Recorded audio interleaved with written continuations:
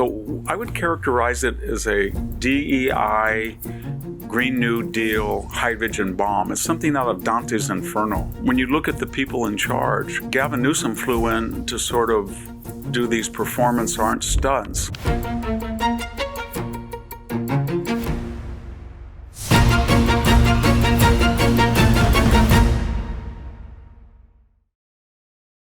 Hello, this is Victor Davis Hanson for the Daily Signal. I'm here in California. I've been a lifelong resident of the States, fifth generation to live in the same house.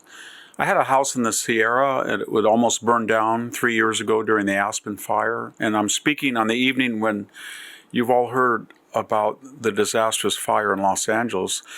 As I'm speaking on a Wednesday night, there's been 15,000 acres, 1,000 structures destroyed.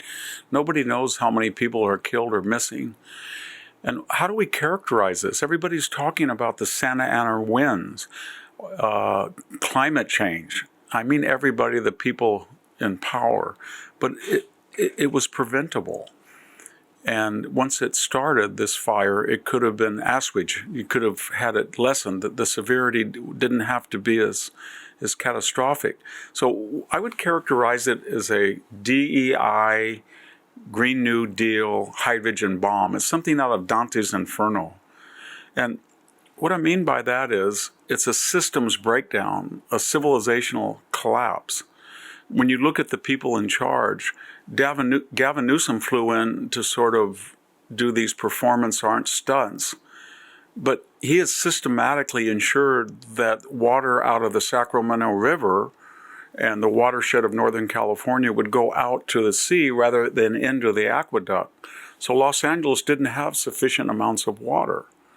He bragged not very long ago that he blew up 4 dams on the Klamath River. They provided 80,000 homes with clean hydroelectric power.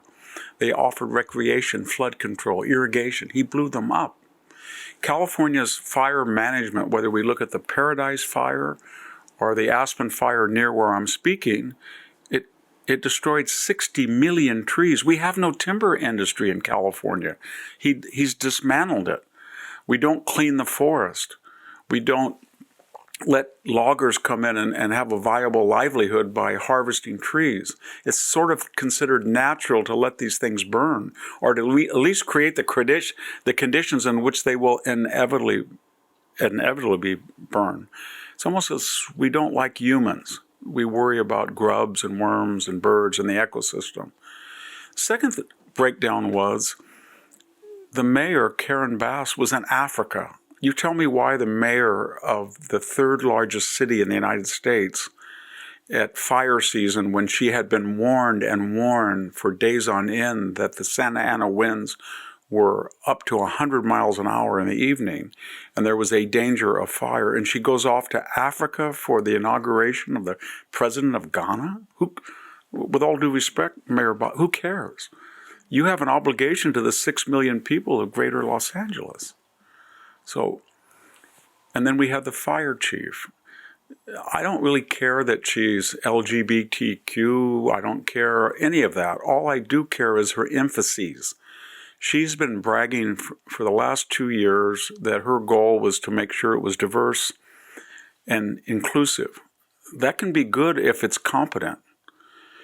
But when you announce that 70% of your hiring will not be meritocratic, but will be based on diversity, equity, inclusion, then you're not putting the interest of your constituents first.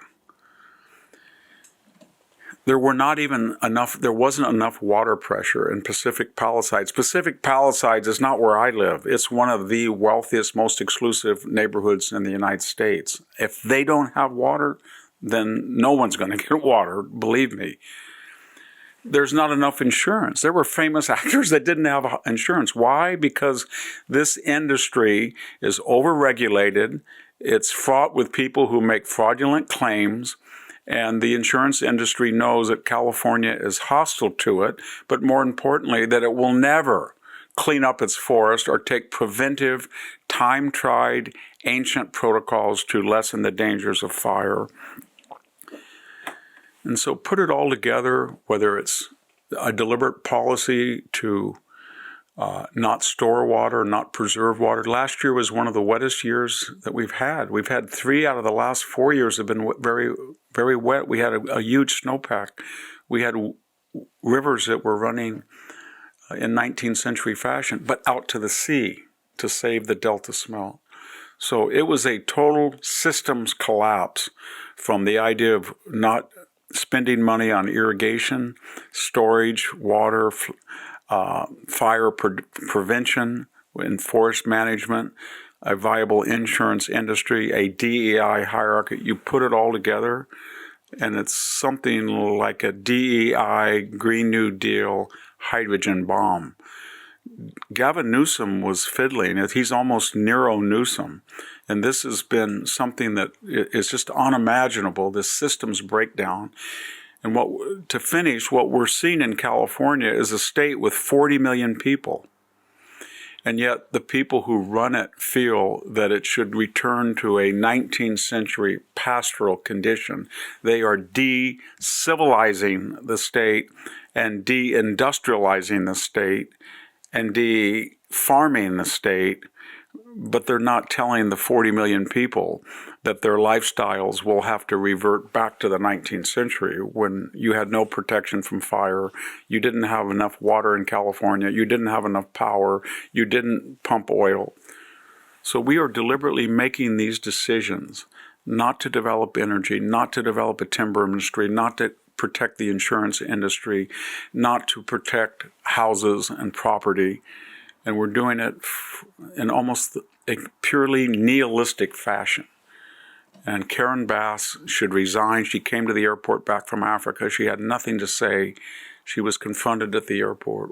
Why were you in Africa? Why did you cut the fire department? They cut the fire department by almost $18 million. They gave fire protective equipment to Ukraine's first responders. And she had nothing to say. She had nothing to say because she couldn't say anything. I don't want to be too pessimistic or bleak tonight, but this is one of the most alarming symptoms of a society gone mad. And if this continues, and if this were to spread to other states, we would become a third world country if we're not in parts already. Thank you very much. This is Victor Davis Hanson for the Daily Signal. Thank you so much for tuning in today. Please subscribe to the Daily Signal for our next episode.